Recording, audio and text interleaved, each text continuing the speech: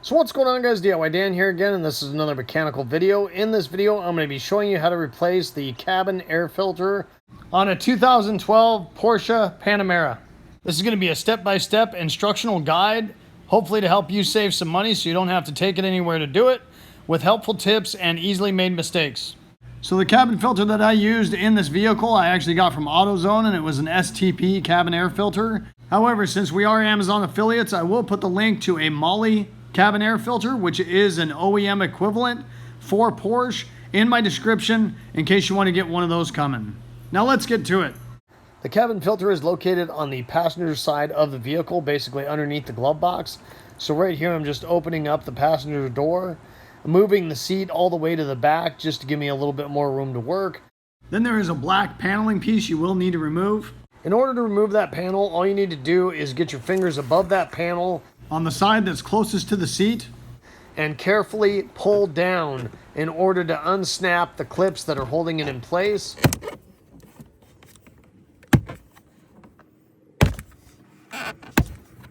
Once those clips are unsnapped, you should be able to pull it towards the back of the vehicle and it should come right out of there.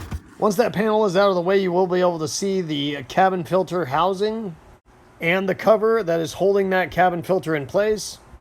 In order to remove that cover, all you need to do is slide it about a ½ inch towards the center console and it will release off of the locking tabs that are holding it in place. There is a raised tab on the side of that cover that's closest to the center console.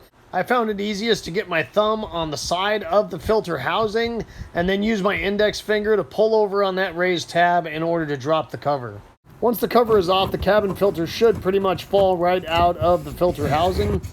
It will be necessary to bend that cabin filter to fully remove it from that filter housing because it will hit the passenger side floorboard.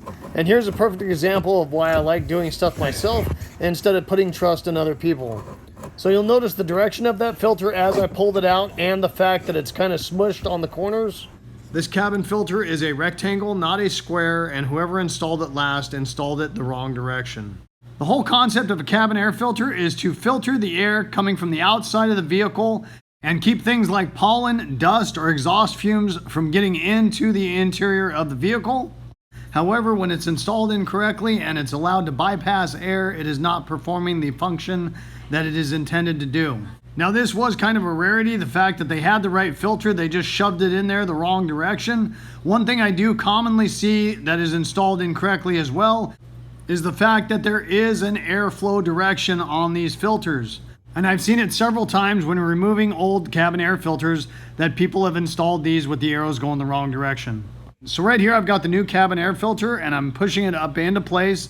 Just like removing it, you will have to bend it a little bit to get it past the passenger side floorboard. And you want the arrows pointed towards the seat when you get it installed. In fact, right here, I actually thought that I might have installed it with the arrows going the wrong direction, so I pulled it back out real quick just to double check myself. Now you'll notice as I go to push this up in place, it does bind up on the right-hand side a little bit.